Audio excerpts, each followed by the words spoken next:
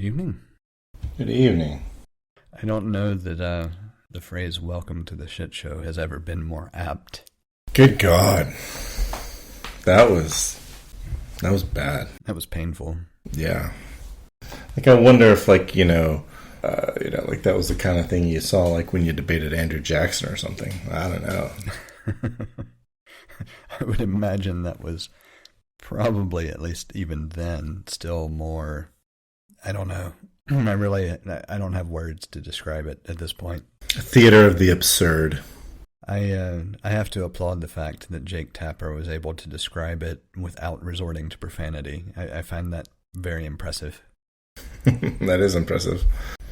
I will say, actually, the most disappointing thing about it was I kind of wish Chris Wallace had stopped Trump and waited for him to actually answer the question about about denouncing white supremacy. He said he would, but he wouldn't. He didn't. I think it would have been well worth it for him to just sit there and wait for an answer. Yeah, part of me says that for being a Fox affiliated news anchor, he at least did a fairly objective job of trying to moderate the debate, but he just was not effective as a moderator. Then again, I don't know if anybody could be. No. We have the technology, though. I'm sure that soundboard can either be dialed down so that the microphones don't pick up any audio, or perhaps a mute button. Oh, absolutely. It's kind of surprising that they didn't finally resort to it after the first segment derailed into complete chaos. Yeah. I was going to say that's kind of enough about that, because, I'm sure plenty of people will be talking about that. And I kind of really want to talk about the match yesterday. Yeah, I do too. I have one other comment that I want to toss in there, just please, because, and I have a fairly well-stocked liquor cabinet, and I don't know if it's enough to see me through the debates, much less the election. Well, you could spend $750 on all that on liquor to get you through. I'm willing to bet that I've spent more than that on what's currently stocked. Well, you do like a nice scotch. All right, so I don't think we have any follow-up. I didn't have anything notated. Did you have anything that you recalled that needed to be mentioned or added before we actually delve in? No, I didn't go back and listen to find out what follow-up we need. I figure I might do some quick follow-up on the next show from all the follow-up in the previous shows that needs follow-up. So, because I know I had one thing to follow up on, but I haven't gathered all the information I want. Okay. And that was the if there's a rated R Disney movie. I'm pretty sure there's not, but I need to confirm it. Okay. And I couldn't recall anything specifically, and I didn't make any notes while I was editing, so we'll just say that there's no follow-up this week, because why not? It's our podcast. Sure. Doesn't have to, we get to set the format. So, match. You actually want to go into anything specific, or should we just start with the scoreline? Well, I was going to say, I think the scoreline definitely reflects how well Liverpool played, but I don't think it reflects how well Arsenal played. I think that's relatively fair. I don't know. I'm kind of torn. So I enjoyed watching both teams play. I really thought Arsenal looked much better than when I've seen them previously in a number of ways. But I don't know that the scoreline reflects that adequately either, just because the one goal was courtesy of an error on our part. Because it felt like they played well relatively, 2/3 of the field, the back third, the midfield, I think they played well. But I didn't see that the finishing or attempts at finishing were really there. But that isn't to say that they didn't have chances. It just didn't seem as crisp as what I had noticed in the past. I think the result reflects the play. I do. I think Liverpool went out to win that match, and they did. They were just turning the screw in the first, 20 minutes, just relentless.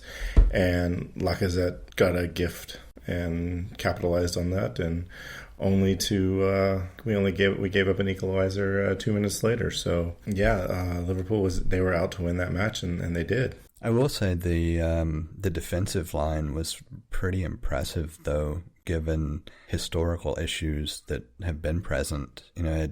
It felt like a very cohesive performance, I guess, is what I'm trying to kind of get at. That most of the time, and admittedly, I don't follow most of Arsenal's matches, so it's tough to really draw a good comparison. But the ones that I have seen, typically the defensive line has felt much weaker than it did in that match.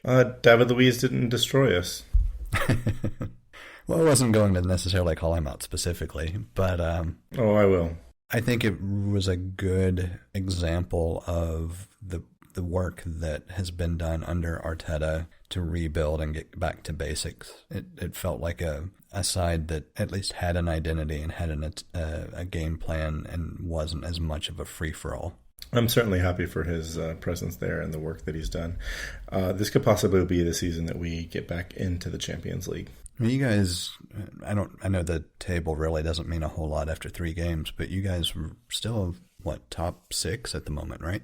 We've got 6 points, so that's good. And there was a stat that was thrown out that Arsenal hasn't won its first 3 matches in 20 years. So, and 2004 is when they went unbeaten. Yeah, so certainly, and at this point, City has already lost a match as well, and they've certainly been touted as one of the primary competitors for the title every year for the past 3 or 4 years. So certainly in good company, I guess. Yes. Yeah, Man City's been it's been one of the big 4 for 8 years now, I think, even maybe more. They've been a heavy hitter for almost a decade. I loved the fact that Diego, is it Diego or Diogo? Either way, Jota, the new signing that we pulled in from Wolverhampton, was able to score in his debut appearance in the Premier League. That was a nice little touch. That's always nice. Good for you guys.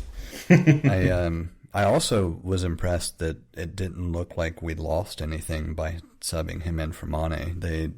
The work rate and everything else looks almost identical. It's just that he needs a little bit of time to be a little more cohesive with the rest of the front grouping. Yeah, I did not actually get to watch the full match. I watched the extended highlights, and yeah. So I was going to ask you, where did you watch the match? I was able to find it on Peacock Premium. So this is at least 2 weeks in a row where it has not failed me, and maybe I'll walk back my statements after this next week. We'll see. I feel like if you could get 38 straight weeks, then the verdict is out that it's a good service. It's definitely better than the NBC Sports Gold interface and general just having to sign in with both an NBC Sports and an NBC Sports Gold account and authenticate both individually, even though it's the same app. So the streamlining of it all falling under this Peacock Premium subscription is nice as long as it holds. And I think that's part of where which channel actually airs it may end up being kind of in question over the course of the season. But at least ignoring match week 1, where I couldn't find squat, match day 2 and 3 have both been as I would expect, where I could just go into the app and find the game and stream it. So, it's early, since there is who knows what kind of rules or particulars about where I can stream something. But at the moment, it at least looks promising. It looks like it might actually be a move in a positive direction. Yeah, I think I'm going to do their free trial and probably sign up if it allows me to watch matches, because, it's a lot better than, $65 for YouTube TV. Well, and it's also, if you like any of the other offerings from NBC, the fact that it is lumped under the one heading and you can view whatever other TV shows and everything else, it's definitely a better value. I think the biggest thing for me is I'm still skeptical that I'm going to be able to go the entire season and watch all of them there. I have a feeling something is going to be aired with specific rights on NBC itself, or one of the affiliate channels, where I'm going to encounter the same kind of thing that I encounter with ESPN, where I may have access to ESPN Plus content, but that doesn't mean I have access to the ESPN channel or ESPN3 or, whatever the subset of that is that requires a cable subscription. Hopefully, though, I'm hopeful that they finally have gotten it right with Peacock Premium. I'm leery of saying that it's actually better until I get another week or two in. Do you know the MLB.com, MLB, they have an app, and it's like, can you watch every game? My understanding is that you can. Yeah. That there's a specific price that you pay for access to the content through their app, and then it's just everything is available to you. Yeah, I that's what I want. And I do find it ridiculous that ESPN Plus does not give you access to the broadcast ESPN channels. That's just absolutely ludicrous. Yeah, I'm sure there's a dumb reason for it, so. Oh, and I can tell you for sure it's not a dumb reason. It's some financial impact to ESPN specifically with the cable providers and subscription fees and everything else. Like it's got to be purely business, and it's ESPN Plus was created to augment their business, not to cannibalize it. Not to enrage the cable companies and potentially lose money. But I don't see how they could lose money if they just offered access to, hey, here's everything ESPN has to offer. The cable companies would lose money, but I'm okay with that. So when does net neutrality is very important. Access to the internet should be considered a utility. At what point, where do you draw the line? Access to entertainment as a utility, or is it a for-profit business? I mean, it's been a for-profit business for a long time. We do have 3 or 4 channels that we have access to for over-the-air waves. Should that line that's there now, that's been there for a long time, should we reconsider that? I would like to say that we should, from a news and just general understanding of what's going on type of perspective. But realistically, I don't think anybody can make the case that any level of entertainment is not a for-profit business. Well, but you have public television that's not for profit. You have one particular channel that would be classified as public television that's not for profit. Yes.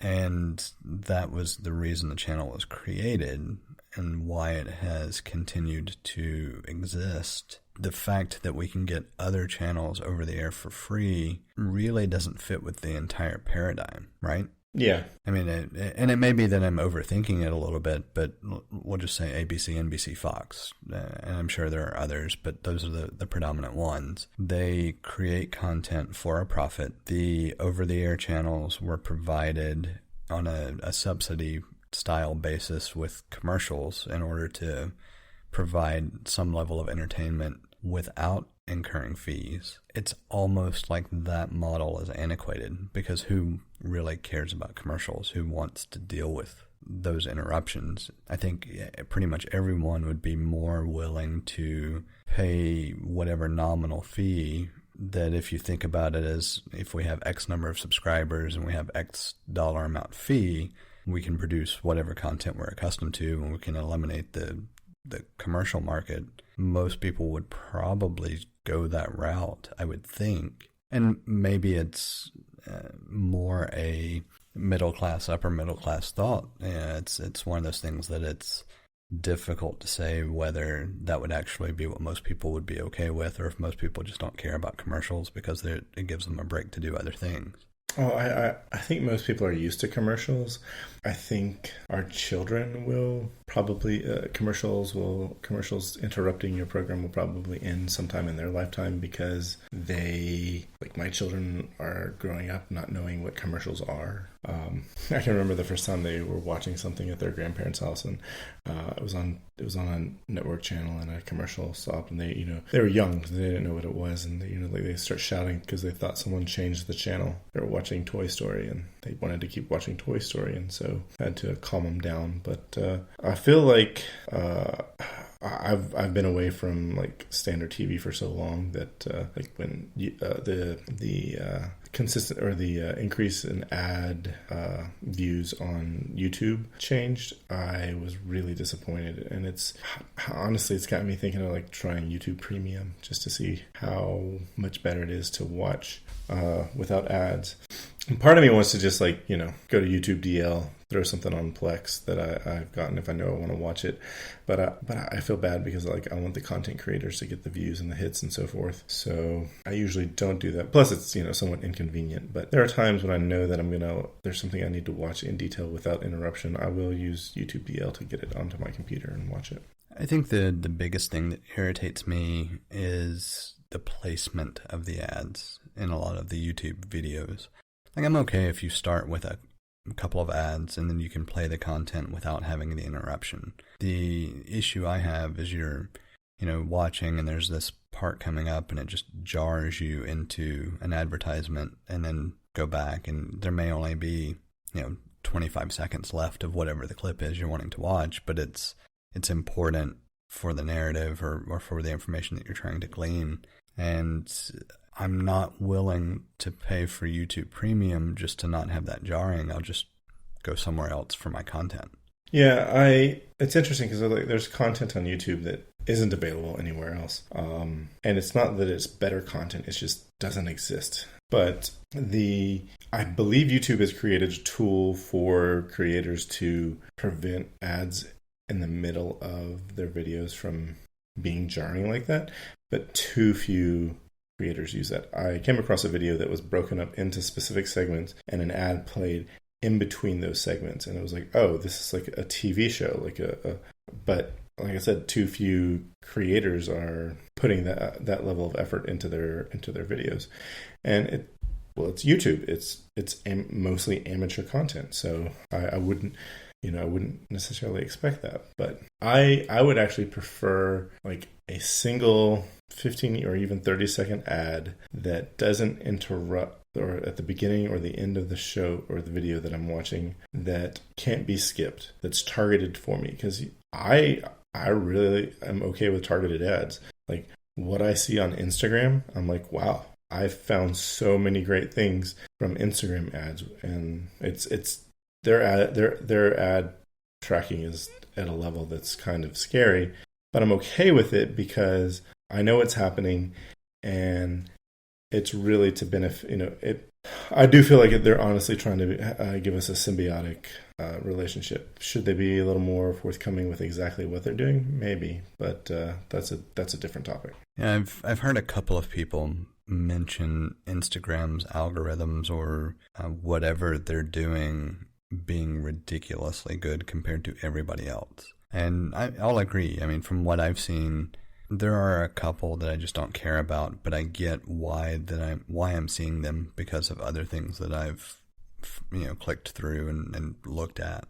So sure, they're the occasional mess, but it's not so far off that I look at it and think, why is this showing up? Why is this even thought to be relevant to anything that I might be interested in? And I have found a number of things through their ads that I've at least clicked on out of some level of interest and read more about or thought about than I would with any other platform. And what makes it even more interesting is that, I mean, I don't know anybody that doesn't know that Facebook owns Instagram, but the fact that Facebook ads are so ridiculous in comparison, it's just mind-boggling. Like, why is there such a disparity between Facebook's ability to present ads that are relevant and Instagram's ability to do so? That's exactly what I was thinking, and I was going to say that too.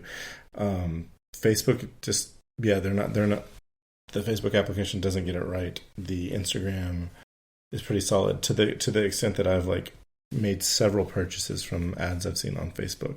Instagram. So I don't know. It's kind of bizarre that there's such a disparity between the two platforms from the same company. Pretty much the only thing that makes sense to me is that Instagram was left to more or less run themselves, and that kind of had to be where they shined in order to make any kind of profit.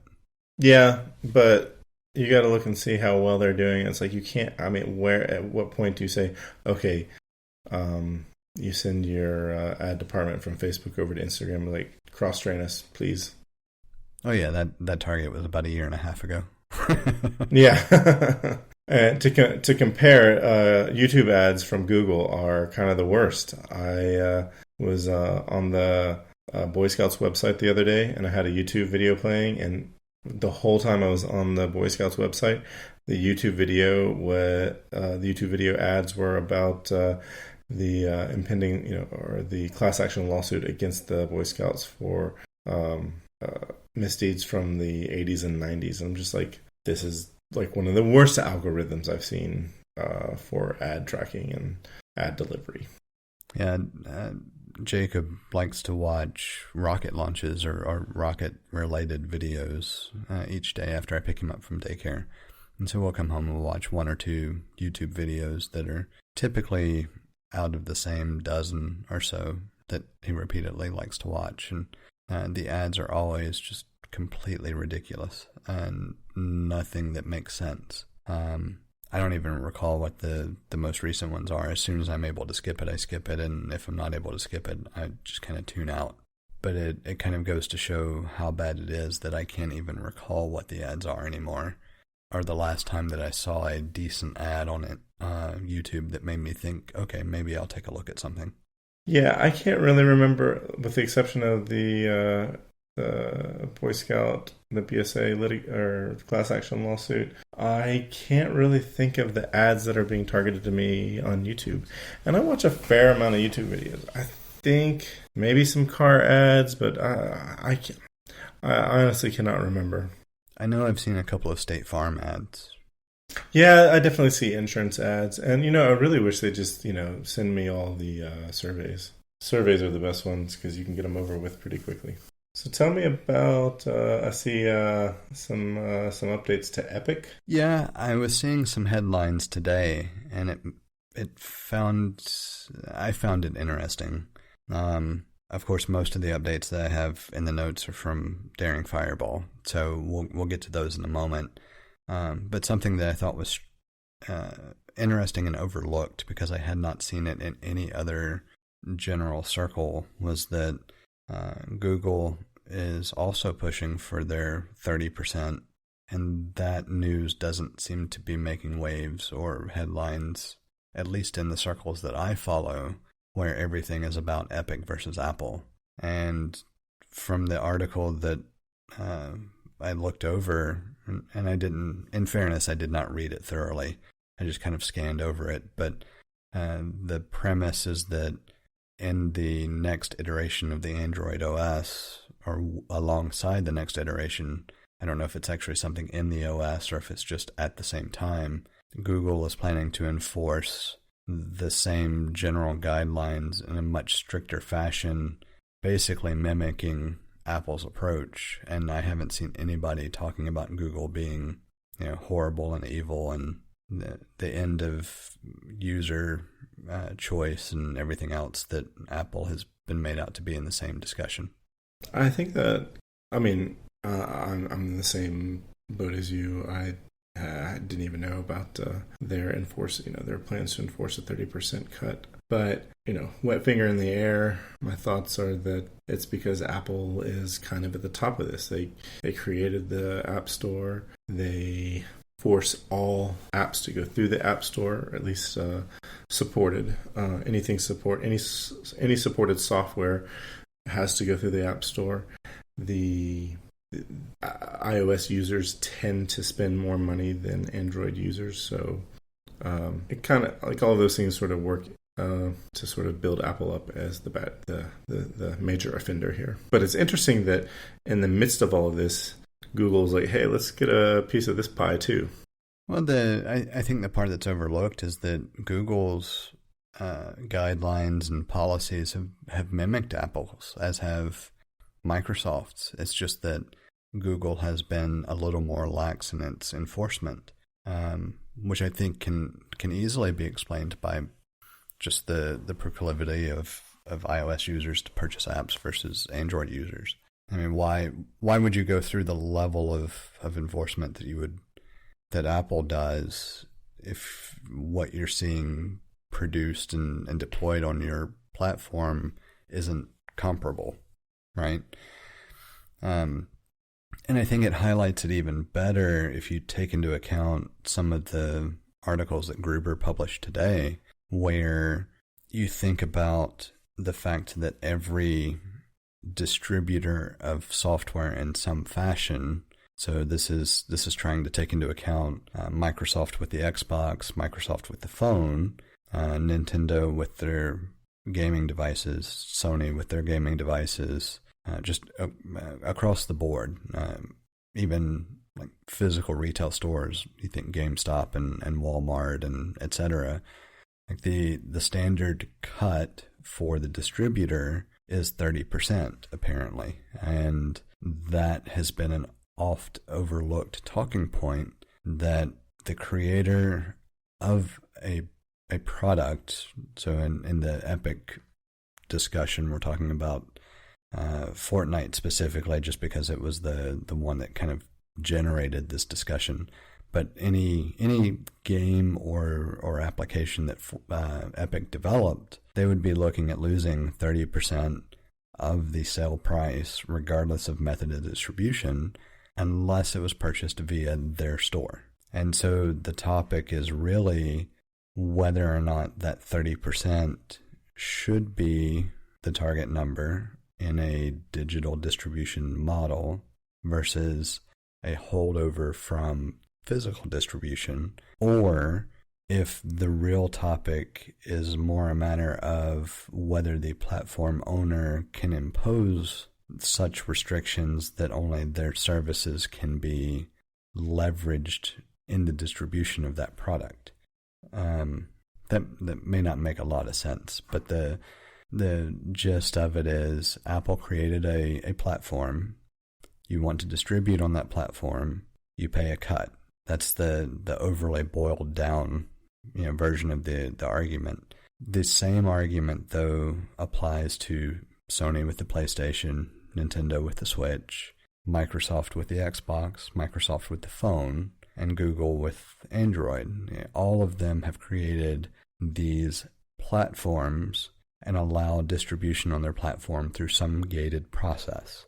And that gated process requires adherence to specific guidelines or requirements. But all of them target 30% as a cut during that distribution model. So what makes the argument that Epic has versus Apple applicable in this case, but not applicable in any other case? I think the short version of that is that Apple didn't buy Fortnite dinner after a night, Apple didn't buy Fortnite breakfast the morning after. I think that's what it boils down to. Well, there's a few other. It's definitely more nuanced than that, and that being is Apple developers tend to love Apple. Most of the people that have gotten into development for macOS, iOS, have been Apple enthusiasts. So that's thing one. Thing two is after the release of the iPhone and a year later the opening of the App Store, software distribution has changed drastically. It's gone from direct sales to Apple being a channel partner for distribution.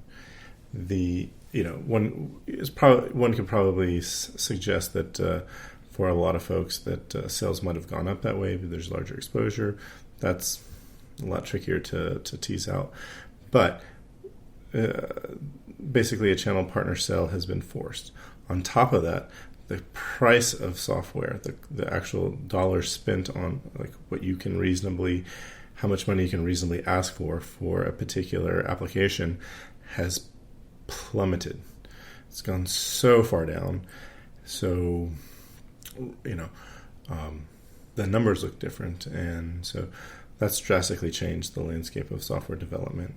And then on top of that, the App Store restrictions were incredibly restrictive in the beginning and ambiguous as well. So there were a lot of times where developers would they would develop an app and, have it rejected for something arbitrary and unclear. So that is incredibly frustrating. So it's become scarier to develop on iOS and macOS. So I think all of those things, and then Apple sort of not courting the big developers and trying to manage the developer relationships that they have, is why they're a target. So at a high level, I agree with most of that. I think the piece that I kind of want to harp on and pick apart a little bit further is that as the creator of the content, historically, over however many decades now, we've had game consoles or distribution methods that were tied to going into a retail environment and picking up a copy of software.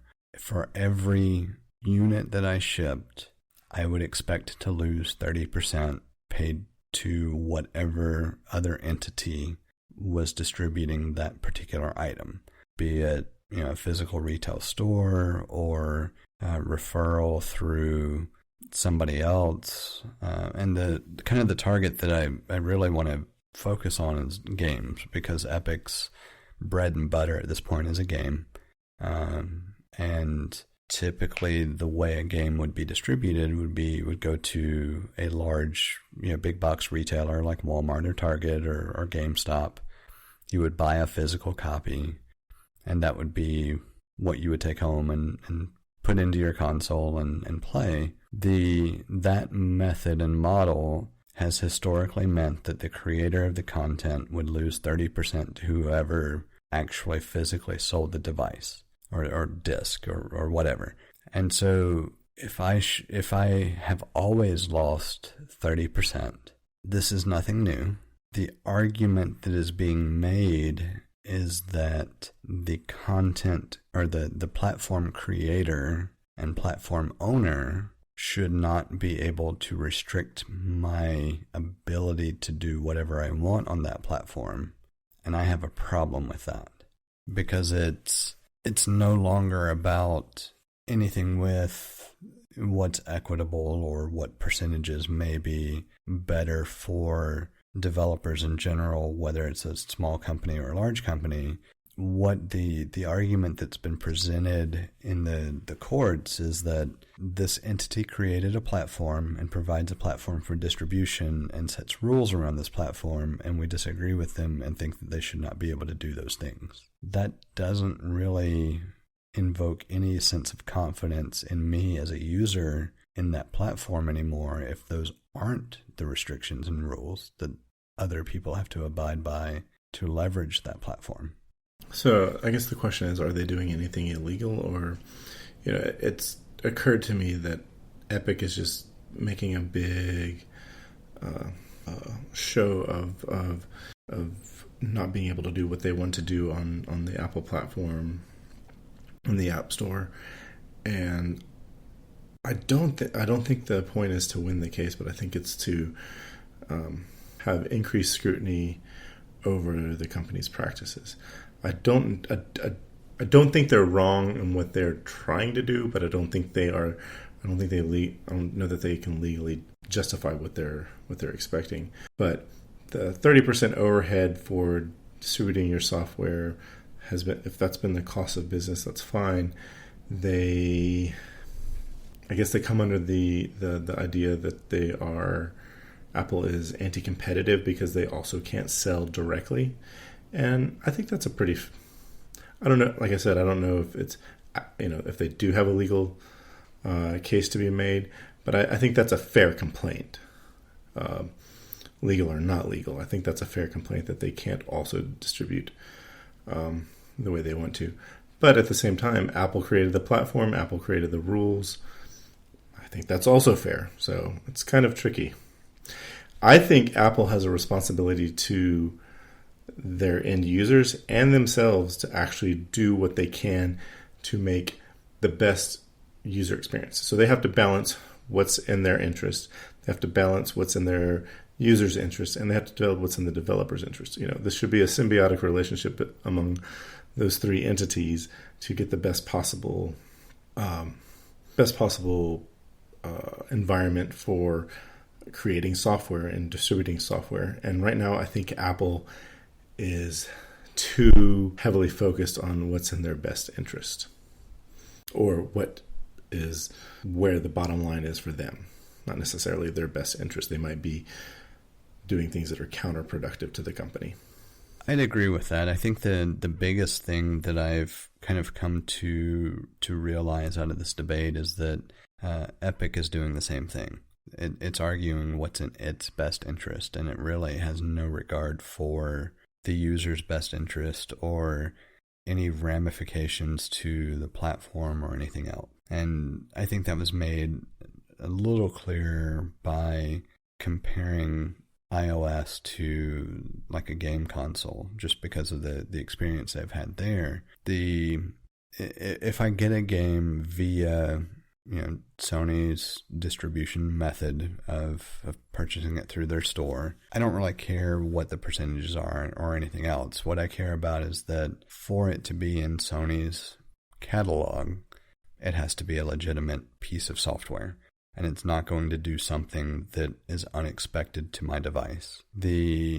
I put the same level of trust in an application that is distributed via Apple's App Store. Or if I used Windows, I would say that Microsoft's Store, I would hope I would be able to put the same level of trust in. Or Google Play, or pick your store of choice. And as I look closer at what Epic wants the ability to basically create their own store that you launch on whichever device, and you're able to purchase directly from them. And I understand the mindset there, but then what is their vetting process? I didn't choose to buy a device from Epic. I didn't choose to purchase a particular store from Epic, or I have not placed any trust in Epic. What makes them qualified to be able to provide me with this service? And how do I know anything about their practices or their requirements, or how that interacts with the platform I did choose to place a level of trust in? Because that's different. It's no longer that platform's restrictions or guidelines or what have you. It's Epic's. And that to me opens up a wormhole of questions that I don't think we can adequately answer. And I think the simple illustration is that, famously the way this started was Epic submitted a version of Fortnite that they could flip a switch server side to enable functionality that bypassed the restrictions and requirements that were outlined in Apple's guidelines for use for developers. If you're willing to do that, even if it's relatively benign with the direct purchase versus indirect purchase through Apple's payment methods, what else are you willing to do that I would not be okay with as an end user?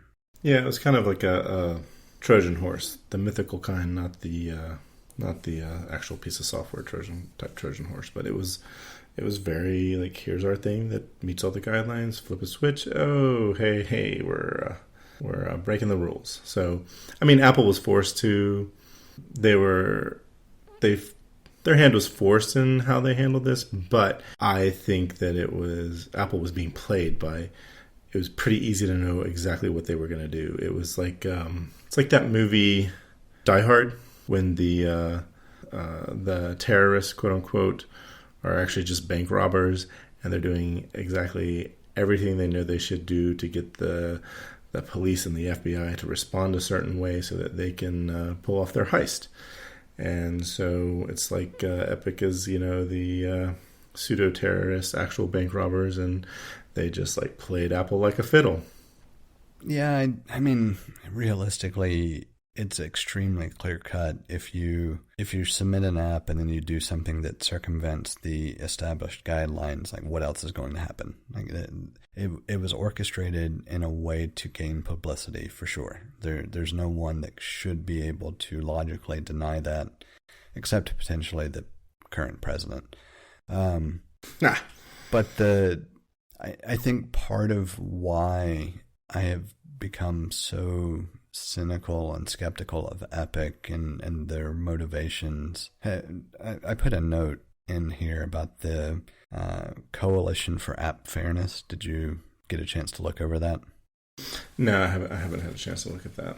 All right, so Epic and a handful of other large developers have formed this coalition, and I won't go through a lot of details, but I will point to Daring Fireball has an article that Gruber posted. And his summary was that basically they're demanding that platforms like iOS and Android be run like the PC in general, like Mac OS and Windows. And the argument that he's made repeatedly is that the phones or like the iOS devices are not PCs in the same sense. They're app consoles, so you would equate them more to game consoles where you have this centralized distribution method and you go through that distribution method to obtain software for them. Of course, the game consoles, you're talking about games, right? It's all software. On the app consoles, yeah, it's still software, but the app consoles, you're talking about a drastically different range of types of applications and utilities, and et cetera, but it's still the same model. And so if you were to say that, iOS were to allow all these other methods just like macOS does, you would have to do the same for game consoles, or he didn't call out anything further. I'm going to add to that. But like Samsung makes a refrigerator that has apps, right? Yeah. I think there's a dishwasher that has apps at this point. I think I've heard of a toaster that has apps. Like all of these different devices, you would have to apply the same rules to, and that just doesn't work. It's not something that I would trust as an end user, because I certainly don't want any random piece of software to be able to be installed by me accidentally clicking a link on the phone, whereas on the Mac or PC, I'm far more likely to be able to recover from an issue than I am on a device that is not a full-fledged computer, even though we think of it as a computer. Yeah, trying to slap a one-size-fits-all set of rules for all the things it's only going to be problematic. But I think as Epic continues down the road they are not doing themselves any favors. And I mean, I think Apple in the beginning, they didn't, they sort of I don't think they looked good in how they reacted initially, but them just sort of sitting back at this moment and waiting to see what the next thing happens, and their legal team doing whatever their legal team does, I think is in their best interest for the time being. And the folks over at Fortnite just they're kind of running their mouth on this.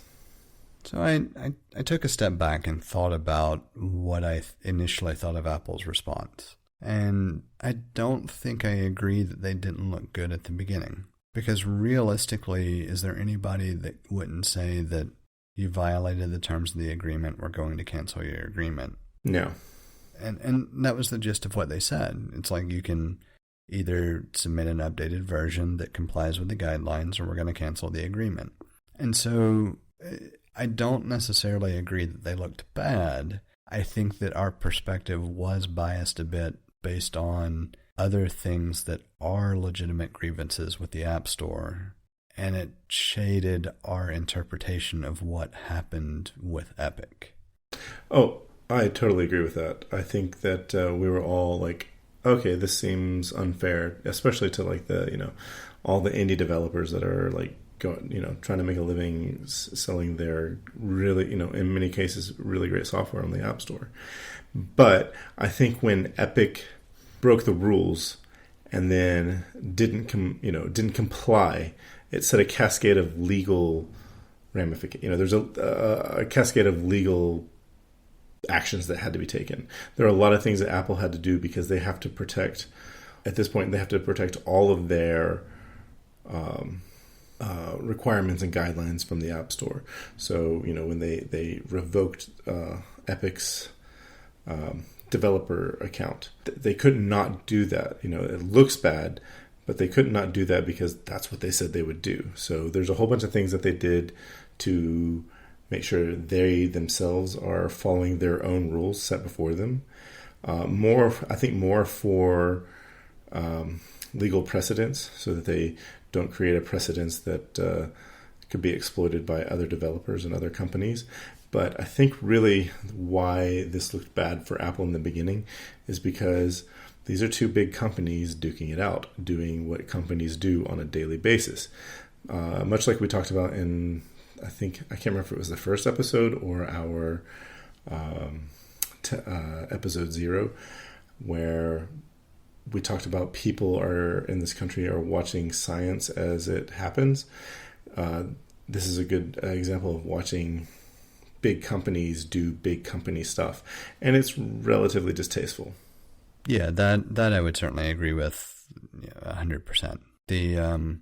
I think the bigger item that is not going to be addressed here is that there are legitimate issues with Apple's policies and guidelines for developers across the board, but I struggle a little bit with how that could be resolved. I know we listen to some of the same podcasts and have some of the same general news circles. If you try to objectively look at things like what has been lovingly called the Netflix rule or loophole or whatever, the fact of the matter is that any big company can negotiate with any other big company for some preferred terms. That's the nature of a capitalistic economy. Why would you think that something like that would not exist? And why would you think it would apply equitably across the board to every company or entity if it's a 1-person shop or a 1 million person shop? Like the idea of equitable application of guidelines and rules cannot exist within our idea of what an economy and business relations are. And I've had a hard time trying to figure out how that could come about, or what that would look like, or how you could even rationalize that everybody would be treated equally, whether it's a 1-person shop or a large, multi-thousand person shop. My real question is, why is Apple saying everybody's being treated equally? Like that to me is more disconcerting than wondering why we can't all be equitable. Why is Apple saying that everybody is equal when they're, when it's fairly well known or suspected with a high degree of certainty that not everybody is treated equally? I mean, we know not everybody is treated equally because Apple can do so much on their platform that nobody else can do. So that I feel like is more disconcerting, is that Apple isn't recognizing or they're not just not recognizing it, they're stating that they, including themselves, treat every developer equally. And that's just not the case. Yeah, I think that it would go a long way toward resolving the issues or the seeming issues that are presented if Apple would just say, look, business is business. In some cases, other companies are able to negotiate a rate because of their position or negotiate terms because of their position. And that's the nature of business. That's what we have to do. And I think the reason that you don't hear that is because you can't make that sound pleasant in any way. And Apple very much wants everything that it disseminates to sound pleasant. Right. They want to come from a position of benevolence and like they want to be benevolent protectors, and really they're more like benevolent dictators. They wouldn't have to say those they wouldn't have to justify the fact that Netflix gets a better deal because they're important. Like they're too important not to give them this better deal. They wouldn't have to justify that if they were a bit more transparent with their app rejections and the app review process. Certainly things have gotten better over time, but it's still too far away from where it should be to not be targeted for their practices. Yeah, I think you're dancing around the actual answer there. I think it's basically Apple has historically been a let's keep it non-disclosed or not explicitly stated until necessary. Potentially even as a result of maybe they didn't even think about a specific loophole or argument and then address it at the time. It's kind of the whole premise in reverse, actually, of the idea of surprise and delight. You start with some communication that seems like it would be acceptable and maybe overly restrictive or overly long or whatever the case may be, and you undercut it by whatever amount, whether it's 1% or 20%, doesn't matter.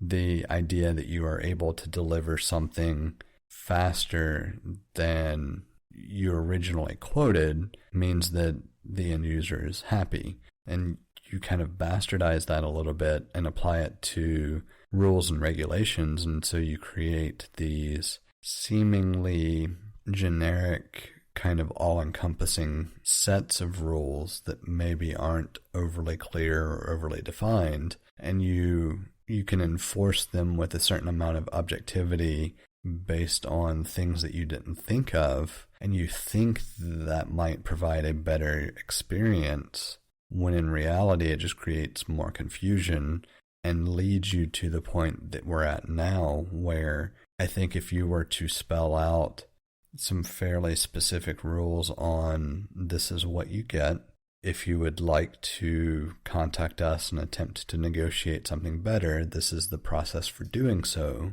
and leave it at that, I think that alone would be enough to at least put at ease the kind of questionable practices that we've seen on app review and rejection over the years. Yeah, I think so. I think a little more transparency from them would be a good shot in the arm for everybody, including Apple.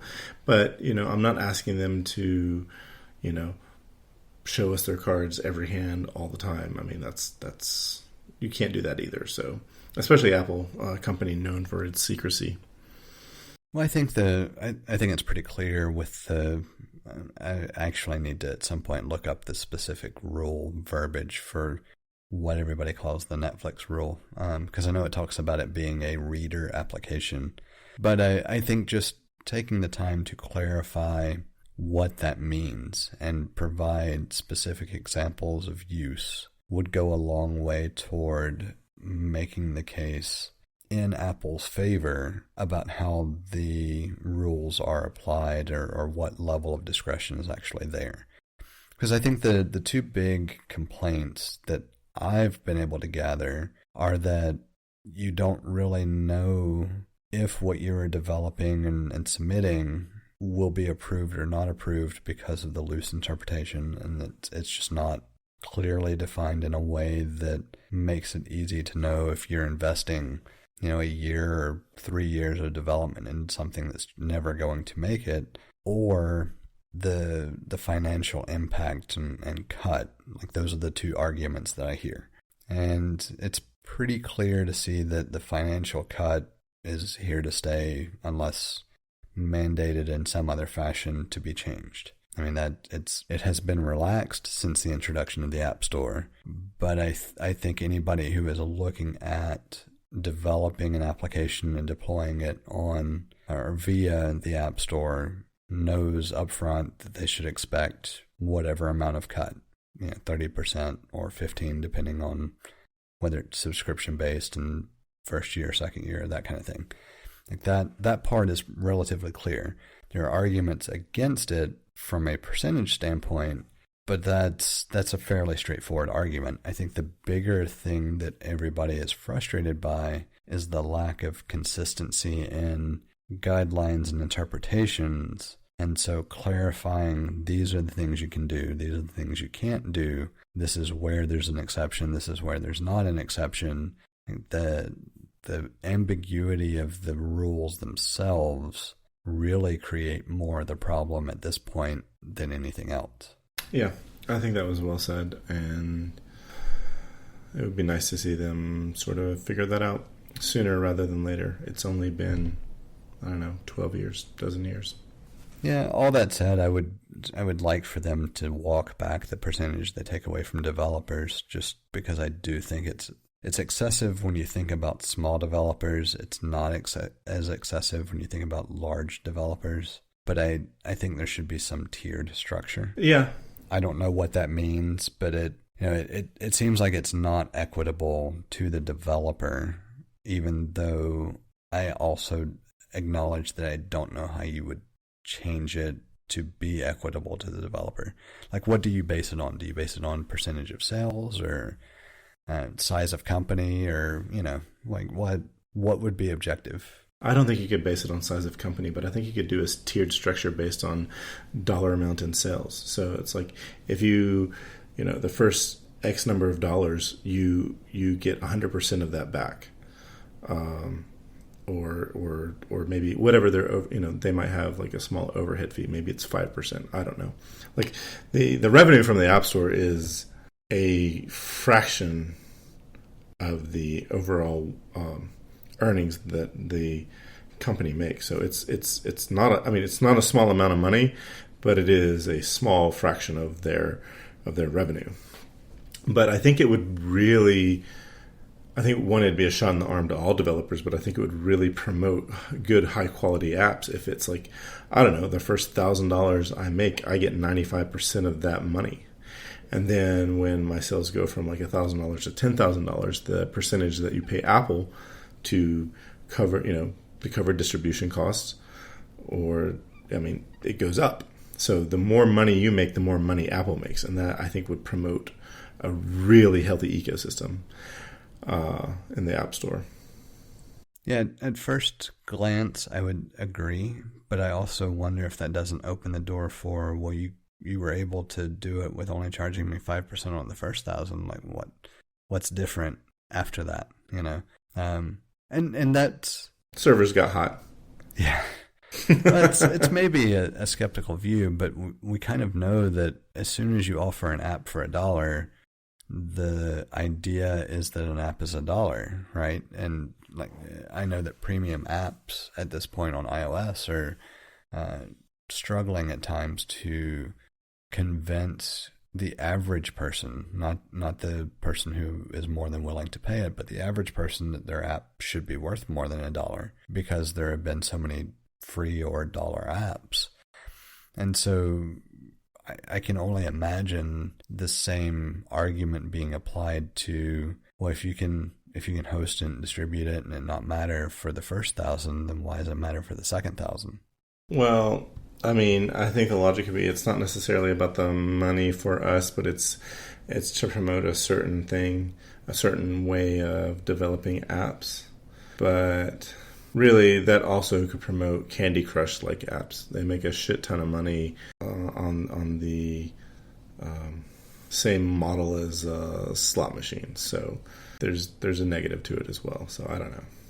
It just, I don't know. It seems like it could be more fair for the developer. Like if you spent X amount of time making an app and you got $100 and you kept 95 of it, it doesn't hurt so bad as if you got $100 for your app and you only got to keep 70 of it. But $25 doesn't seem, at this, once I've said it out loud, $25 doesn't seem like a lot to make you that much happier over your dismal sales. Yeah, it just goes back to the idea that 30% was chosen for a reason. Regardless of whether we understand that reason or agree with that reason, it seems that the expectation in general was that regardless of your method of trying to get what you have developed into the hands of others, you should expect a 30% loss. And that was relatively standard and has continued. I think the question that should be posed is whether that 30% is antiquated and could be reduced just across the board for everyone. And I think that the answer should probably be yes. But I also don't know the costs associated with the different types of distribution. I would just assume that all digital distribution is cheaper. Yeah. Oh, totally. I think Apple's the player that could make that change. Like, they probably chose 30% because that's an industry standard. But because this is not something that they are relying on as part of their revenue, like it's because it's a small percentage of their revenue, they could be the ones that change the standard. They just haven't. And, we could speculate as to the reasons why. But 30% seems like a lot, but if it's an industry standard, it's not, I don't know. Is 30% so bad? I mean, well, here's the counter question. Let's say you're Apple and you've evaluated the market as a whole and the different players in the game. If you lower it below 30%, are you actually being detrimental to other players in a fashion that would even potentially cause them to implode because they rely on such narrow margins to exist? Like, do you think that would even be a question mark or a conversation point? I don't know. I feel like we've gotten so deep into into it, and I'm just like, I have to imagine that somebody, not just somebody, a team inside of Apple is, they've calculated the numbers for the cost of doing this business in this way. And there's hopefully somebody balancing the cost of doing business with developer relations. That side seems to be losing right now, but we're in the midst of this, and hopefully there's a good outcome.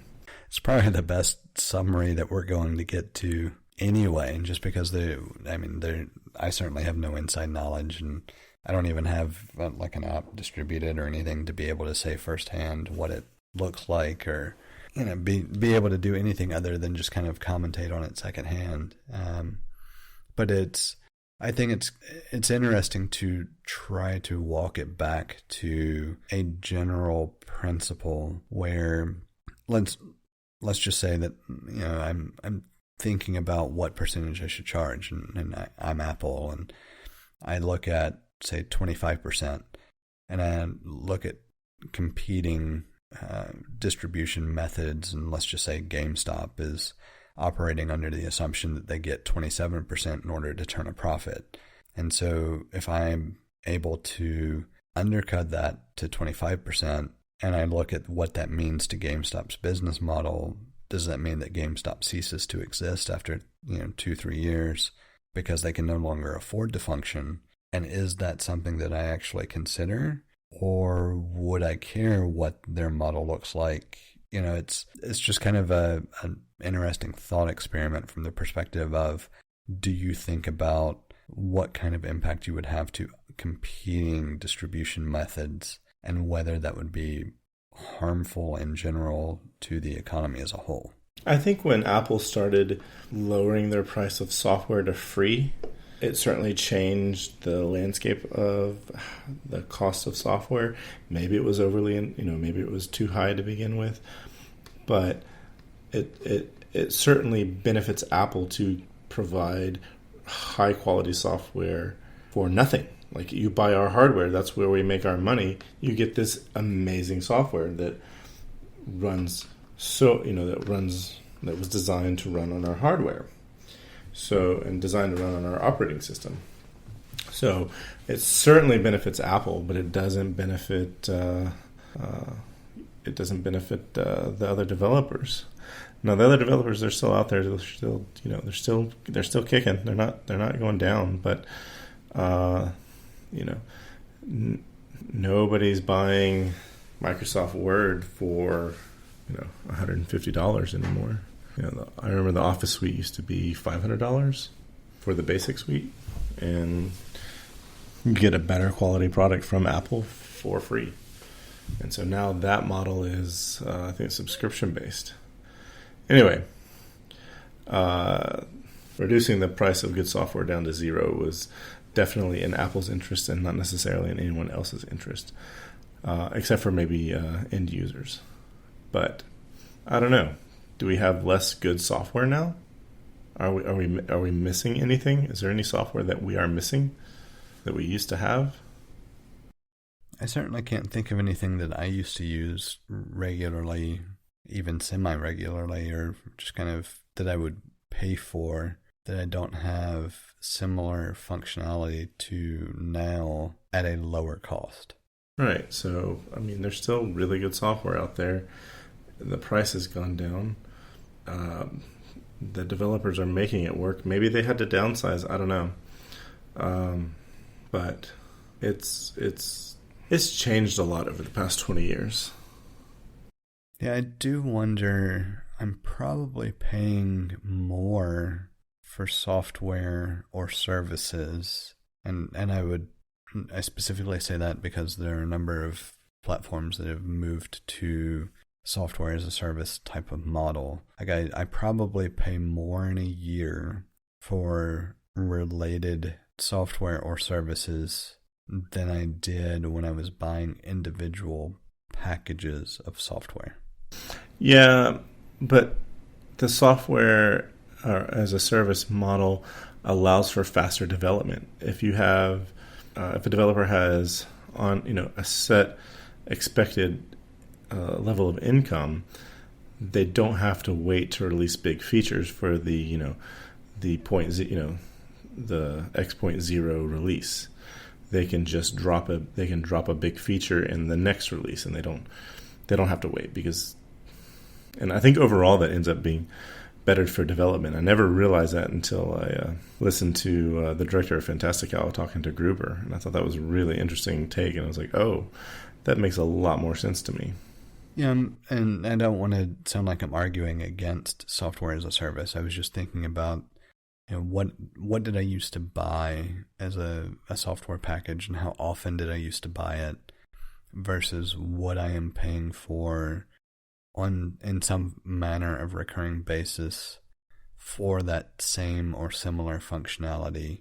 And if I'm not paying more now, it's at least equal. It's just not distributed in the same fashion.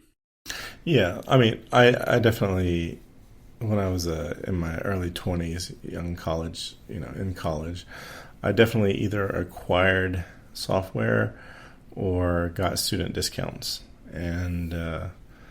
And if I couldn't, creatively acquire things, I just did without. But, now I definitely spend more money on software, so that, I have a larger disposable income, and I also have more things that I can do. I have more of a reason to buy software. I do find it interesting that subscription models have overtaken pretty much everything about how we pay for things. And I absolutely despise the subscription model. Why is that? I don't like the recurring monthly cost when I may or may not leverage anything that is being provided over whatever time frame. Well, I was just going to say this is not applicable to just software. This is kind of the creating a large, overreaching general idea of subscriptions and what it means, from entertainment to software to whatever else. I liked being able to buy a version of software because I agreed with wanting to get features or functionality that I did not have. Just like I liked being able to have one specific price that I could pay for all of this different content and not have to augment it with other subscriptions. Or, alternatively, it does work out in some cases where you're able to cut that monthly cost and just have a couple of subscriptions for the content that you want. Like, I get both sides of the argument. It's just annoying that everything has moved to what can be done to make it a subscription model. And now I have however many subscriptions in different places to manage. Yeah, that is a pain in the ass. And I get why subscriptions have come. You can extract more money from customers that way because, $3 a month is a lot easier than $3 a month for the foreseeable future, and you get all the updates, can sound attractive to as opposed to $60 for this application, and you don't get, you get maybe like bug fixes. So, and then it's another $60 to get new features, or maybe $30, because they do upgrade pricing, which is I don't even think that's possible in the App Store. So it's not. Yeah. So there's Like I feel like maybe that might be one of the reasons why people are having to work around this, and they have to go for a subscription model. But I don't know. There's some benefits to it. Then there's also the idea that it's like, you know what, I can end the subscription anytime I want. But a lot of times subscriptions are based on the idea that it's just the difficulty in ending that subscription will keep you subscribed longer. Now, if there was a rule that says, oh, the subscription can be ended as easily as it was started, that would help. And I think Apple, the stuff bought from the App Store can be done that way. Like, it's really easy to end a subscription that was started in the App Store. You just go over to your Apple ID and go to the subscription and end it. It's pretty easy.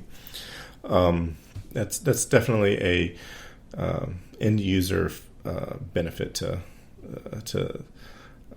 App Store distribution of software. But the fact that OS level releases are far more regular than they used to be also lends itself to subscription, software as a subscription, because app developers now have to keep up with OS level changes and OS increments. Used to be like a year and a half to 2 years before the OS was updated, and now it's annual, or it has been annual for the past 9 years. There's a lot. I mean, the whole landscape of things have changed, and there's a lot of reasons OS updates are happening more quickly. That sort of cascades into all of these different changes that developers are having to deal with and adjust. So it's certainly not a stagnant industry. Yeah, I think the biggest, headache there, just as an end user, not thinking about what it means beyond the my particular involvement, is maybe I would buy an app every other year, or buy a version 1 year, and then the next year maybe I would skip it and then upgrade to a newer version the year after. And what that would equate to is a lower cost of ownership or leasing, depending on how you want to interpret privacy policies and terms and agreements and everything else. But the idea of, I have an app that I want to support and I want to buy it and I want to leverage these features, but I don't want to maintain an ongoing subscription to it because it's going to cost me more, because it would be like I was buying it every year. And if I don't have this subscription, I don't have X features or whatever that I would have otherwise. And to be fair, I don't have a specific example. It may or may not really be an issue at this point. But I know as those models were being worked out, there were a lot of things where you could lose functionality that you had in an app if you did not maintain the subscription. Whereas on the purchase model, you would at least have whatever features you had for that app until it quit working. And that's kind of the other side of the caveat, right? Is that on the subscription model, you at least know it's going to continue to work regardless of the OS version. On the non-subscription model, there's no guarantee it'll work unless the developer decides to make it work. And there may be, updates and things involved there. So I get both sides of the coin for sure. And I agree with the subscription model for specific types of services where you're not just purchasing an application and functionality, but ancillary services related to that application and functionality. I think the problem that I have with subscriptions is, we'll just point to something like Adobe, where I've been a long-time user of Lightroom. I purchased the first version when it was released and went back and forth between it and Aperture until Aperture was finally discontinued. And I still preferred Aperture for certain things, but I still would purchase new versions of Lightroom because I did like it for certain things as well. And I liked being able to have a version of it and then weigh the benefits versus cost of a new version and decide, yes, it's for me, no, it's not. Whereas the current model via the least expensive plan I can get from Adobe has me paying the same amount I would pay previously to upgrade to a new version of Lightroom every year. And previously I could go, a year and a half, 2 years before I would choose to upgrade. So I am definitely paying more, which is, of course, what Adobe wants. Am I gaining much more out of that? Not really.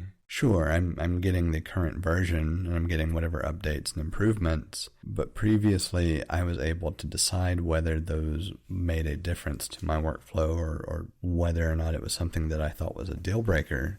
And now, if I want to use Lightroom, I pretty much have to maintain this ongoing subscription. I can't just use a previous version or whatever the last version I had was, because after 30 days or so, whatever the check is for active subscription happens, I can't use it at all. Right.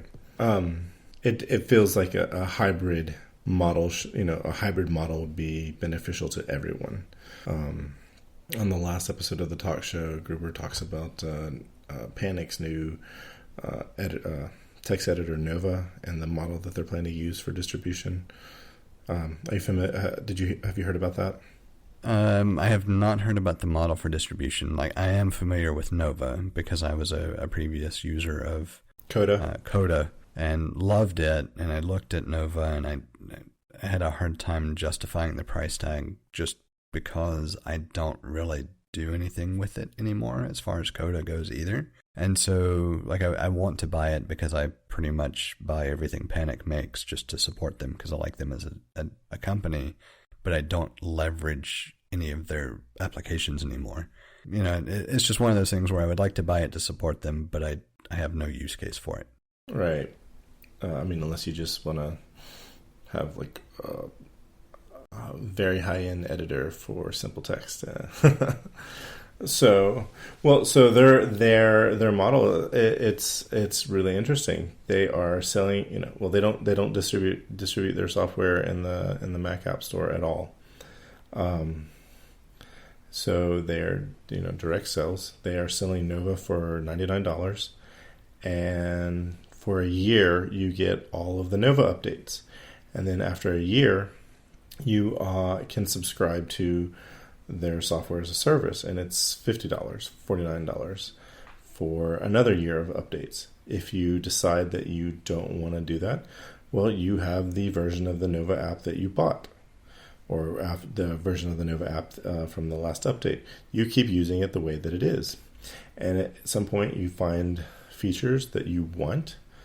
You pay the subscription, $49, and you get updates for a year, and then you can make that decision. So it feels like the best of both worlds, because you might want to keep an ongoing subscription because more and more features are being added that you want to have. But if you want to treat it like the old software model where I pay X amount of money for software and I have that version of the software until I can't run it anymore, there you go.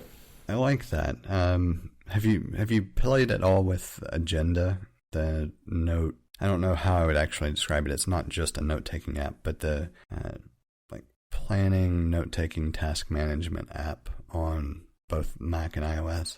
No, I have not. I haven't even heard of it. Okay, so this week I started kind of playing with it because I was trying to figure out a different workflow for some things at work. And so Agenda is the name of the app. Their model is that there is basic functionality in the app that you get for free forever.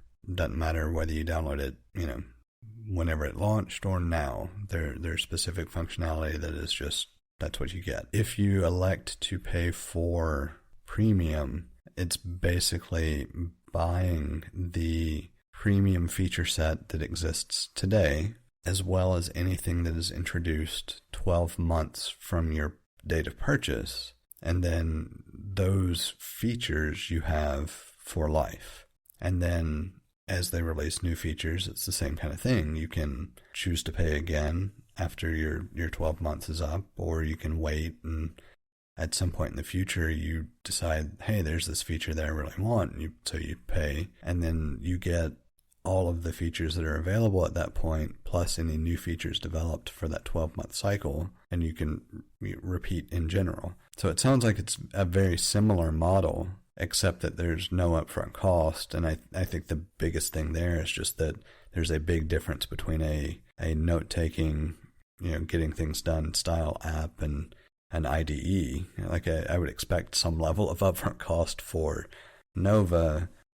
I can see why Agenda's model does not require some sort of upfront cost, because you have alternatives that could fill the same gap with the basic functionality. Yeah. And, as you were describing that, I kind of thought it's kind of the same thing, that same model of software distribution as it was in the old days. The difference is that you're not getting updates for version numbers. You're getting updates for a particular length of time. And I think that ends up being more useful to everybody. Like I was describing earlier, they were the folks at Fantastic, were talking about being able to focus more on just releasing new features instead of holding them back for big releases. That you get those features in the software faster. You probably will get bug fixes faster, and will definitely get features faster. So I don't know. I think the sort of buy the software, it's yours if you want to have a subscription for updates for as long as you want. I feel like that would be a really good model, and I would love to see, at least on the Mac App Store, something like that implemented, because then it solves the problem of upgrades. Instead of saying, oh, here's our upgrade pricing, here's our subscription. Well, I think it also solves a problem I've recently been attempting to solve, even though I don't have a specific reason to solve it yet. And that's with a replacement to 1Password. Because the last version that was a purchased version, so I think it was version 6. I'm not entirely sure. I don't know what version numbers they have at this point. But there was whatever version it was, that was the last version that was released outside of a subscription model, is the version that I purchased. And on the Mac specifically, I can't use Touch ID to unlock it, even though I know that is something that is available in newer versions.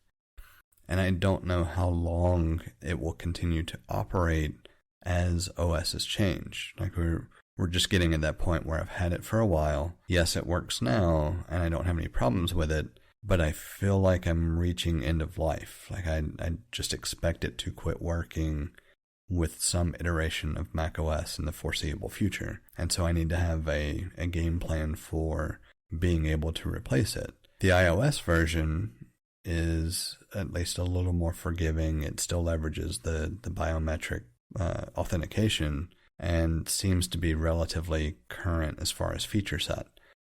My problem is that I have no reason to subscribe to the 1Password model in order to get application updates, etc., because there's no guarantee that I can stop subscribing and still have a functioning app. And that is, to me, that's just a problem that I'm not willing to deal with that type of application.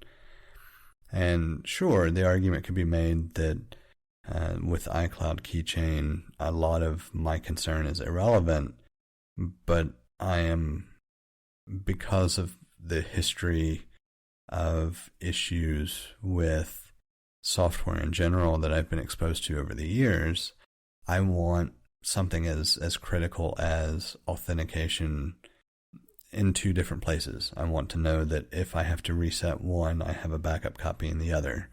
And so iCloud Keychain works for me 90% of the time. There are some things that I do keep because it's an encrypted storage method that allows me to put notes and other things that may be considered sensitive data, like bank accounts, etc., in a place where I can carry them with me and access that information easily that I can't do with just iCloud Keychain. So there's certainly a number of different use cases for both. But all of that to say that I have yet to find myself willing to pay the subscription model pricing for 1Password, even though I love the application. I think it is by far the superior password management application, because I just want to buy a current version and know I can use it for another 3 or 4 years. I understand that, and especially with passwords, it's really important to not lose the passwords. But I have come to rely less on 1Password The version that you're talking about, the last paid for version was 6.8.9. That was what it got up to, and the current version is 7.6. I looked it up real quick. My use of 1Password has gone down drastically. Just because I used it heavily even after iCloud Keychain was introduced, but iCloud Keychain has proved to be really reliable and better, in fact, because it showed up more times than 1Password would, because it's integrated. So I think Apple has been relatively I don't know if that they really Sherlocked 1Password, because there were just a whole bunch of people that just weren't using password managers at all. They just wrote their password on the Post-it note and stuck it under the keyboard. So I have sort of not felt the need to replace 1Password. Is there a way to it made me think, is there a way to encrypt notes in the Notes application? Are there encrypted notes? I don't believe so. I have not explored it fully as far as functionality goes, but I know that there is not anything within the keychain that would let you create notes or credit card info or license information, passport information. There are things that are nice to have encrypted in the 1Password vault that I do not know of an alternative for outside of another application that's just an encrypted vault.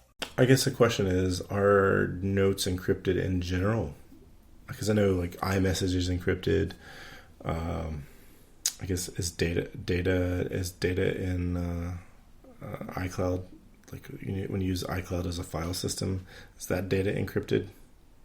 It's a good question. I don't know the answer to that. I do not think it has ever been stated that it is, which doesn't mean anything necessarily, but I would think that it would be a talking point if it was. Yeah, I think so. The things that I know that are encrypted are messages from an iMessage are encrypted end to end. iCloud Keychain is encrypted. I think backups are encrypted. And I think there's some level of security around the way photos are stored, but I don't know what exactly that is. Yeah, I think I feel like the model that Panic is using for Nova would be a great model.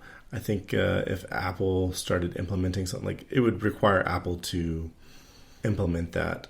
I don't know that 1Password can implement that on their own, or AgileBits, the developer of 1Password. I don't know that they could implement that on their own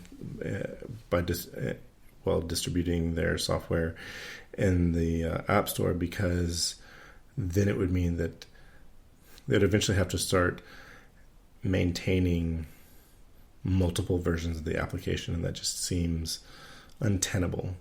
I guess the way they would have to get around that is here's the base app, it's free, and these premium features are subscription based.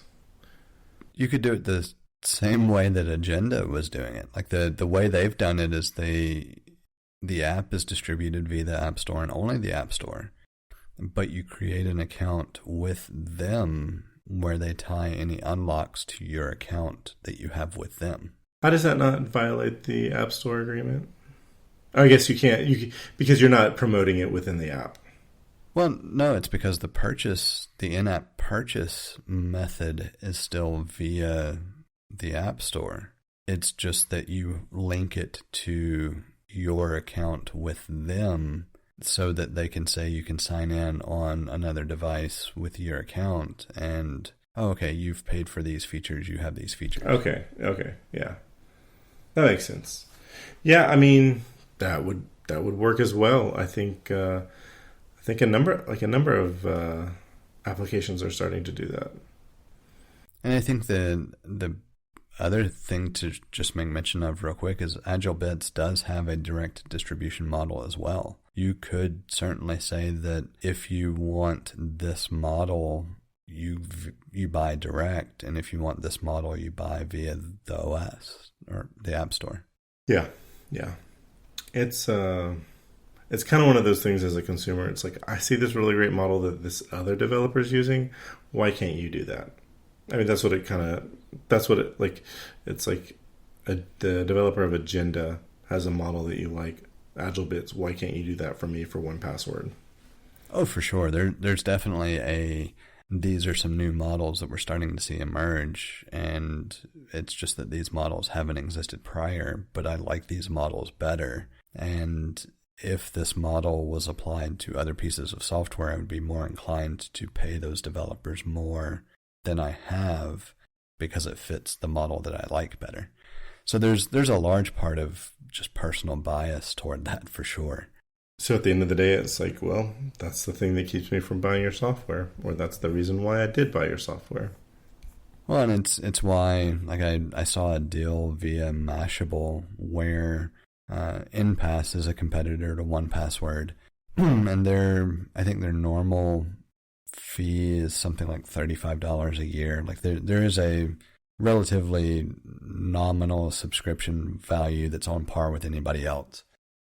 I had a deal where for $25 you could purchase a license through them that you redeem via InPass that is quote unquote a lifetime license where you get features and updates for your life.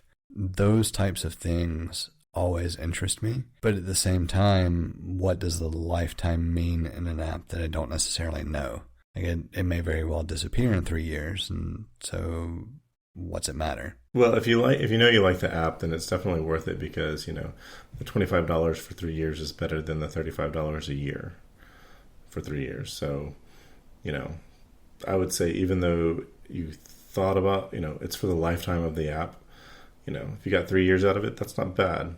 It's like like seeing that just reminded me of how I missed out on a lifetime Plex Pass membership for $20. I remember thinking $20 for that was just way too expensive, and now I'm just like, well, that's gone.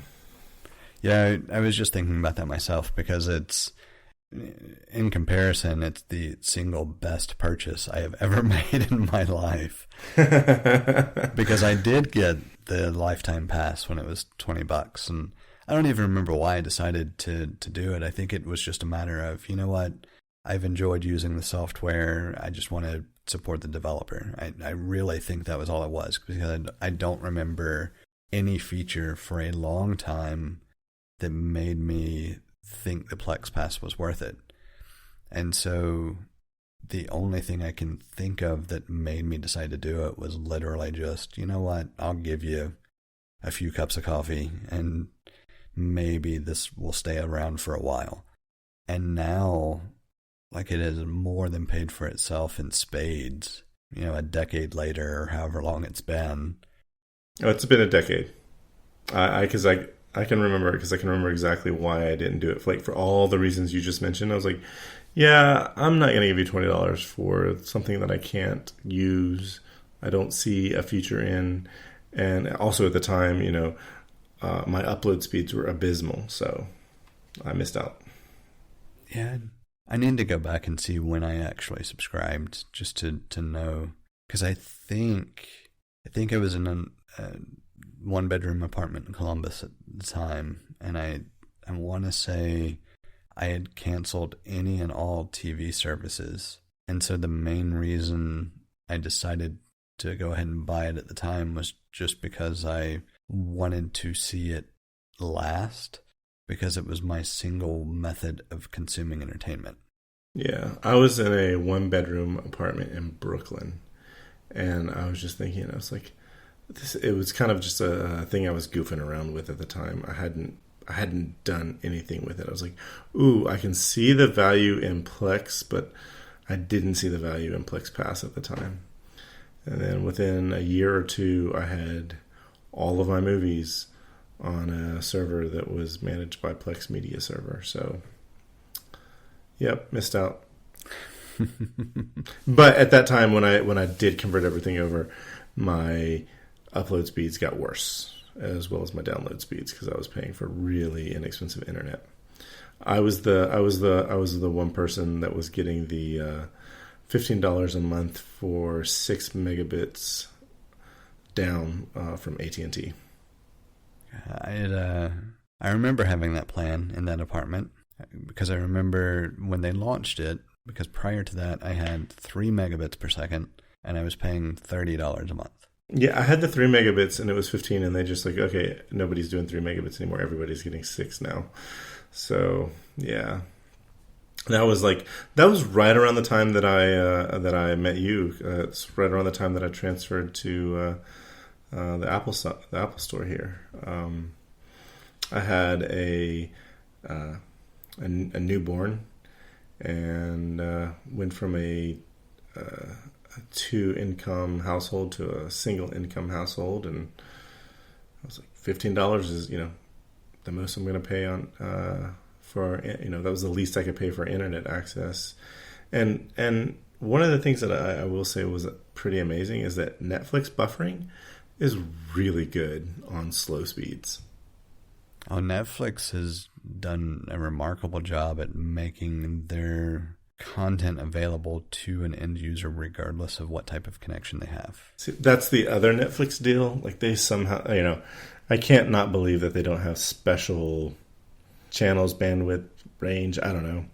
I don't know what the term is in the networking world, but they definitely have they were definitely able to send bytes over very quickly, very well. And some of what you're thinking about would be related to like quality of service and traffic prioritization, that kind of thing. Yes, but I don't even think it's purely that. I think it's a combination of that and whatever technology they use to be able to detect your connection and deliver the content at a bit rate that is compatible with that amount of bandwidth available. Oh yeah, it's definitely a combination of the two, because you've got at this point they have all of their content is ripped.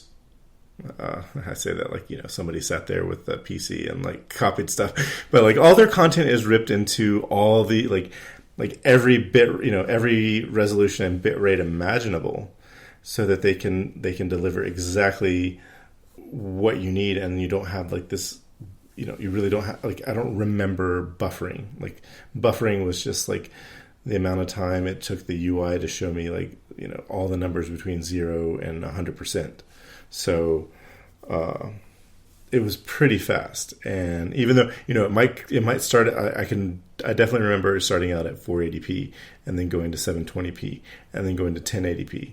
And, that length of time was usually about, it was in seconds, it wasn't more than like 30 seconds before it got to 1080p. And I thought that was amazing. And on top of that, I know that Netflix sabotages themselves on purpose. They have software running random, they have the Chaos Monkey. You familiar with the Chaos Monkey? I am.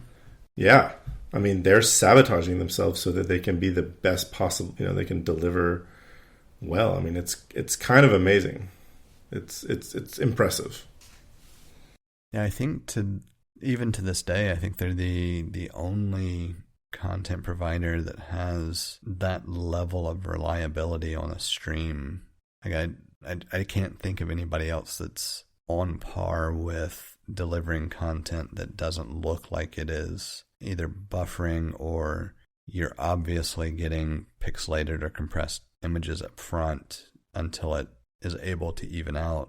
And there are others who are close. I'm not saying that others aren't reaching that same level, but I don't think anyone else has that same level of distribution that Netflix has. No, I don't think so either. They are the most robust service. So, and then it's kind of cool to think, they went from sending, I don't know, how long does it take to send, I guess it would be 480p.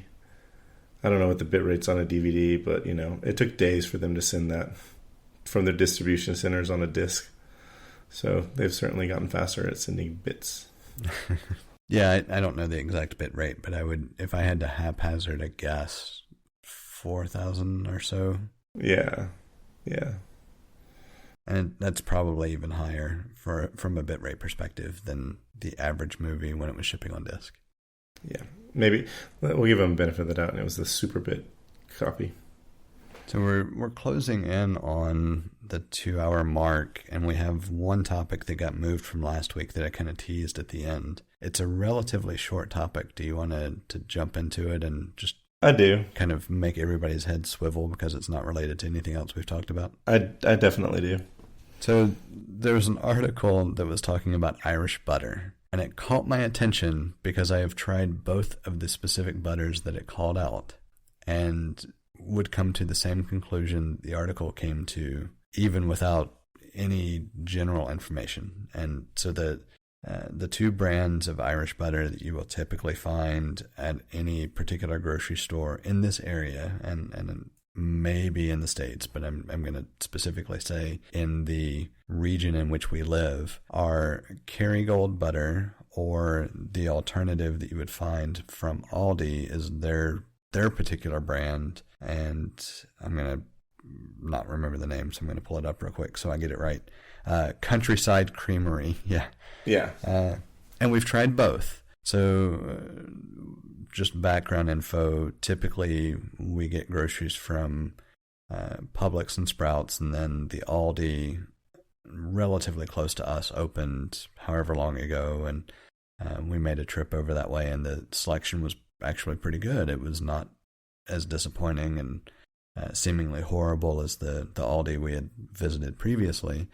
And so any particular week, the groceries will be done in a combination of one to all of the three stores, because they're all very easy from our house to get to in a loop and not be going out of your way. And so it's ridiculously simple to say, well, I'm going to hit all three this week, because it's literally maybe an extra mile of driving than if you were just to go to one of them, just based on the nice little layout that we have from our house to any one of the stores. And so we've tried both, and we keep Kerrygold butter on hand because it delivers. It tastes better than any other butter that we've used. It provides a very rich and robust flavor to everything we use it with. And so when we noticed the Aldi brand, it was like, all right, we'll give it a shot too. And it was horrifically disappointing in comparison. The article that I linked summarized it as, if you were cost conscious, you would want to go with the Aldi brand if that's all that you were concerned about. But if you were concerned about anything other than cost, you would want to go with Kerrygold.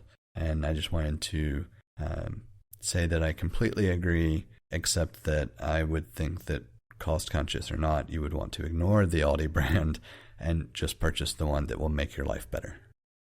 Yeah, it's really interesting that you put that there, because it's like, it's one of those things where if I'd never heard about it from somebody else, I would never have known about it. I would have never thought to even look for Irish butter.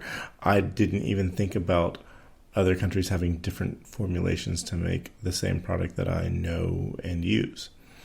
And so it sort of makes me glad to know that there are other people in the world that are traveling, sharing their experiences, and I feel like the only way you get to know about something like this is either firsthand from your own journeys or from secondhand from somebody else who was there. Yeah, I don't remember. I think we found Kerrygold prior to our trip to Europe, because the Publix out here by us has been carrying it for a while now. It seems like we decided to try it on a whim and ended up immediately converting to only using it for anything that we would use butter in. So except for baking, Emily will still get just the general Publix brand butter if she's using a large amount to bake into something. But the big place that we use it is breakfast. There is a massively noticeable difference in the flavor of eggs, however you prepare them, for breakfast when you use the Kerrygold butter than if you use anything else. And it's, to me, drastically better. Like I will not cook eggs without using it. If we don't have it, I'll just eat something else. And it makes a big difference in oatmeal as well. If you are the type of person who, like me, will prepare your oatmeal and then add a little bit of butter to it and have it kind of melt in at the end of when you're cooking it. And once we made that change, I will not use anything else. It's just so much better with the Kerrygold butter than anything else that I have ever tried with it. You know, my first thought was like, oh, I'd like to take a piece of soft white bread and put a thin layer of this butter on it and try it. So, like, I didn't even think about, like, you know, would there be a difference in eggs? Would there be a difference in other things that are prepared with butter? So I'm kind of interested in trying this. I'm going to read this article and see what this is all about and actually try it. I would certainly recommend it. We purchased 2 different variants. They're still just regular Kerrygold butter, but they have the block that you would put in like a butter dish to have at room temperature and spread on bread easily, if that's the kind of thing that you're accustomed to. And then we also buy the package that's just 2 individually wrapped sticks that you would think of as traditionally buying butter. And the reason we do is we do have a butter dish that we keep out for toast or muffins or anything else that you would put butter on after you prepare it. So pancakes would be a good option as well. You know, you cook the pancakes and then put some butter on it. And so either way, we're still using the Kerrygold butter. It's just you don't have to fight with a refrigerated stick of butter versus the larger block of butter that's been sitting in a dish at room temperature for however long. Yeah, no, I have that dish with a stick of butter on it, so that for that exact reason. And you know what? Like, I just feel like you've like, it made me think of the other thing that just is fantastic with butter, and that is like banana bread. Yes, like warm banana bread that you spread butter on, and it melts into the top of that layer of bread that you're spreading it on. Oh, so good. I guess this will be like maybe the last thing, but like, how do you like your banana bread? Dry and fluffy or dense and moist? Dense and moist, hands down. Oh, yes. That is, I feel like I had a friend that would make it light and fluffy, and it was good. It was really good, but they treated it very differently. They put chocolate icing on it, and so it felt like more like banana bread cake. And my mom would make banana bread, and it was always dense and moist, and you take spread butter on it and let it melt into it, and that was just like one of the best things. Yeah, historically, like my mom and her mom and anybody that I remember making banana bread growing up, it was always dense and moist, and it was very much always the same flavor profile. It was almost like a banana pound cake with nuts mixed in. And Emily started making one that was more, it was still dense and moist, but it was like this banana pound cake with cinnamon swirl type through it. And there are no nuts in it at all. And it is ridiculously good, especially if you add a little bit of butter to it. That sounds really good. Yeah, really good. The chocolate, the light fluffy with chocolate icing was definitely, it didn't take long to get used to. It's really good.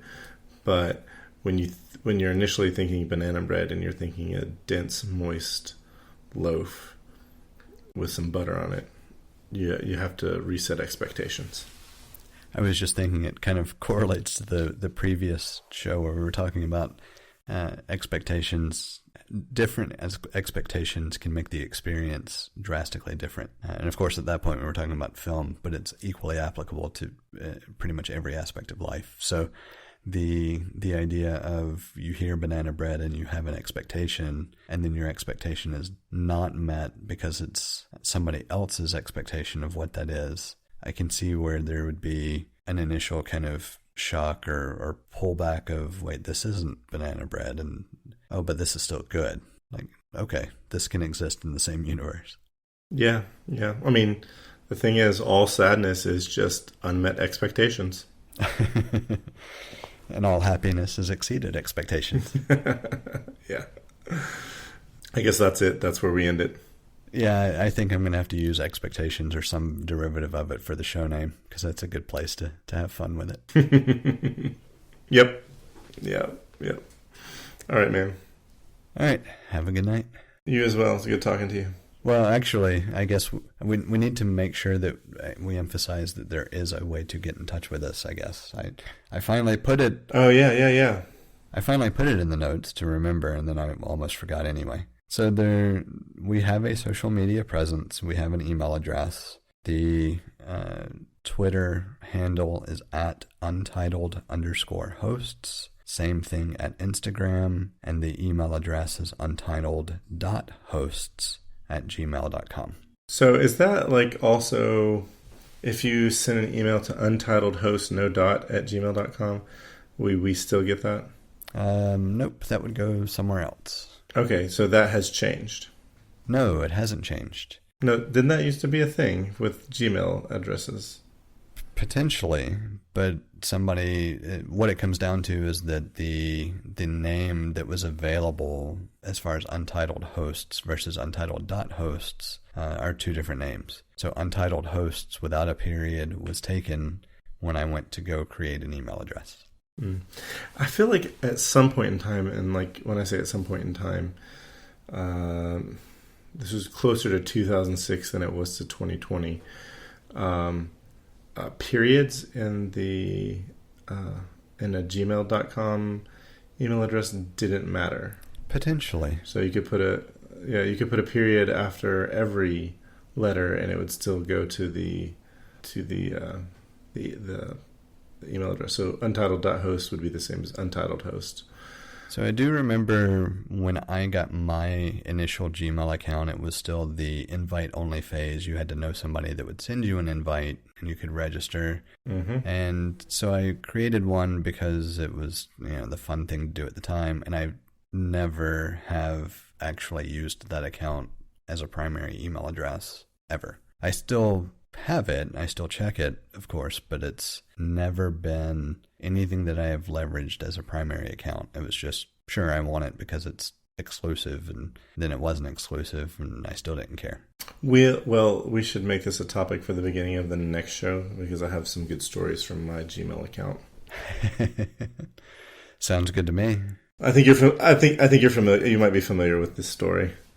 Maybe, maybe not. At this point, I've kind of lost track of some of the kind of odd stories that either of us have had, because I know there have been some things that I've repeated a couple of times that I've realized after the fact, oh, you've heard that before. It's fresh for someone, though. Yeah. All right. Well, have a good evening. You as well. Good night. Good night.